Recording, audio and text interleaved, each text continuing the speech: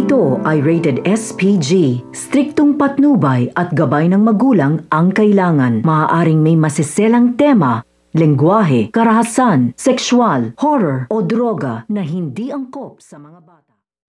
Tuloy na nga ito nga si Annalyn sa US upang makita at maalagaan na nga niya ang kanyang ama. Subalit, makikita nga nito ni Zoe ito nga sa airport, ito nga si Annalyn. At agad nga niyang tinawagan nga ang nanay nga niya dahil nga nakita niya ito nga si Annalyn at sasama nga ito pa US. Kaya naman sinabi to ni Moira na kapag natuloy nga ito nga si Annalyn ay masisira ang lahat ng kanilang pinaghihirapan. Kaya gagawa na naman ng plano naman nga ito nga si Zoe na hindi nga matuloy ito nga si Annalyn. Sa kabilang banda naman nga ay makikita naman nga at mabibidyohan ito ni Regan ang pag-uusap ni Moira at nito ng isang vlogger at dito na nga niya ipapakita posibilidad kay Giselle ang nakuha nga niya ebidensya na walang kinalaman si Annalyn sa pagbunyag nga ng lihim nga nito at haharapin nga naman ito ni Giselle ito nga si Moira at posibilidad na masupalpal na naman nga at mapahiya na naman sa kanya ito nga si Moira.